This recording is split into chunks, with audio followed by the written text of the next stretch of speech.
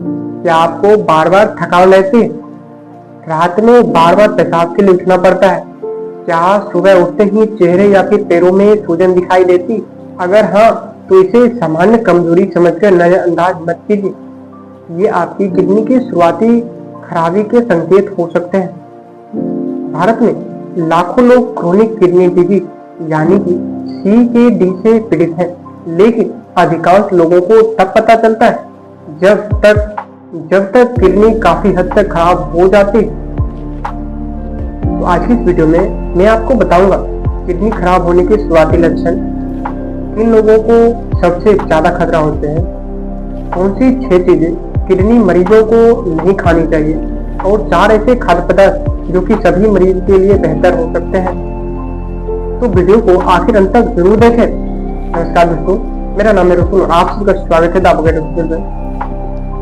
दोस्तों, इस चैनल से हम स्वास्थ्य और दवाइयों से जुड़ी ऐसी ही जानकारी आसान भाषा में लाते रहते हैं। तो अगर आपने इस चैनल को अभी सब्सक्राइब नहीं किया है तो अभी कभी सब्सक्राइब कर लीजिए। तो अब आते हैं अपनी पॉइंट से। तो पहले हम ये समझ लेते हैं कि किडनी है क्या। दोस्तों, हमारी दोनों किडनियां दिन रात बिना रुके काम करती रहती है। इसका मुख्य काम है खून को साफ करना, शरीर से विषैले पदार्थ को बाहर निकालना, अतिरिक्त पानी बाहर निकालना, ब्लड प्रेशर नियंत्रित रखने में मदद करना और शरीर के मिनरल्स का संतुलन बनाए रखना। तो जब किडनी धीरे धीरे खराब होने लगती है तो शुरुआत में अक्सर कोई लक्षण स्पष्ट नहीं होते। इसी वजह से इसे साइलेंट डिजीज भी कहा जाता है। तो अब देख लेते हैं इसके शुरुआती लक्षण क्या क्या हो सकते हैं। तो अगर इनमें से कोई लक्षण आपको लगातार बना रहे तो इसे तुरंत डॉक्टर से जांच करानी चाहिए। तो लगातार कमजोरी, चेहरे या हाथ या पैरों में सूजन, भूख का कम लगना, मल्टी या फिर उल्टी जैसा महसूस होना, रात में बार बार पेशाब का आना, त्वचा में खुजली, सांस फूलना। तो ध्यान रखें, इन लक्षणों का मतलब हमेशा किडनी की बीमारी नहीं होती, लेकिन इन्हें नजरअंदाज भी नहीं करना चाहिए। तो अब देख लेते हैं किडनी खराब होने के मुख्य कारण। तो सबसे बड़ा कारण है डायबिटीज, हाई ब्लड प्रेशर, बार बार किडनी में संक्रमण, बार बार पथरी का होना। आनुवांशिक कारण भी हो सकते हैं। आनुवांशिक यानी कि परिवार में लगातार ये बीमारी चलते आना, और दर्द की दवाओं यानी कि पेनकिलर्स का लंबे समय तक बिना किसी सलाह के इस्तेमाल करना। तो याद रखें, पेनकिलर्स का रोजाना या बार बार इस्तेमाल आपकी किडनी पर गंभीर असर डालता है। तो अब देख लेते हैं किन चीजों से बचना चाहिए। महत्वपूर्ण बात, नीचे बताई गई चीजों पर रोक हर व्यक्ति के लिए नहीं होती। ये सलाह मुख्य रूप से उन मरीजों के लिए होते हैं जिन्हें CKD है और उनके डॉक्टर या डाइटिशियन ने पोटासियम, फास्फोरस या प्रोटीन नियंत्रण करने के लिए सलाह दी है। तो पहली चीज आती है अधिक मात्रा में रेड मीट का यूज।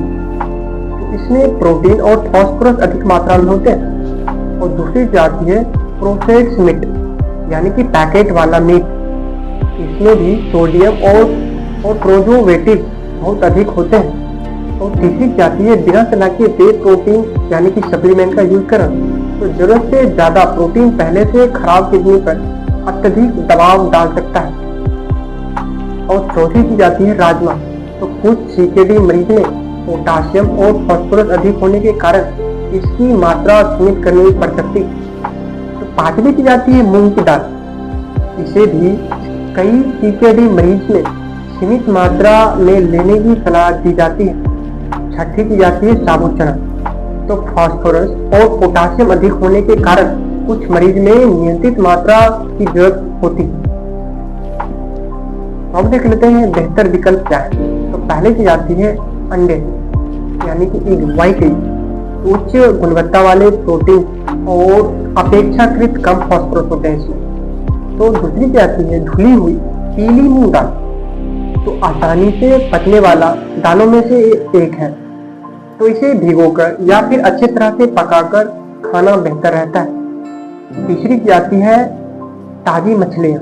तो जैसे कि रोहू या फिर प्रोम्फेट। इसमें ओमेगा 3 यानी कि फैटी एसिड होते हैं, लेकिन तली हुई या फिर प्रोसेस्ड यानी कि पैकेट वाला मछलियां से बचें। और चौथी चीज आती है टोफू।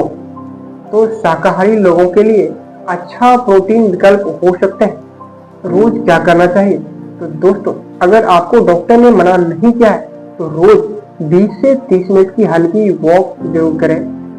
डायबिटीज और ब्लड प्रेशर को नियंत्रित में रखें। पर्याप्त पानी पिएं।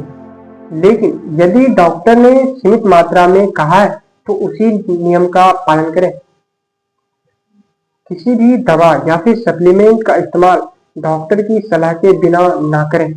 तो दोस्तों, किडनी की बीमारी अचानक नहीं होती, यह धीरे धीरे बढ़ती है। समय पर जांच, सही खान पान और जीवन शैली अपनाकर कई मामलों में बीमारी की गति को धीमा किया जा सकता है। तो अगर आपको लगातार सूजन, कमजोरी, रात में बार बार पेशाब, डायबिटीज या हाई ब्लड प्रेशर की समस्या है तो अपने डॉक्टर से मिलकर किडनी फंक्शन टेस्ट यानी कि KFT टेस्ट जरूर करवाएं। दोस्तों, अगर यह वीडियो आपके लिए उपयोगी रही हो तो इसे अपने परिवारों और दोस्तों के साथ जरूर शेयर करें। तो मैं हूं रोशन और आप देख रहे हैं दावा गाइड ऑफिशियल। तो मिलते हैं अगले वीडियो में, तब तक के लिए स्वस्थ रहें, सुरक्षित रहें। धन्यवाद।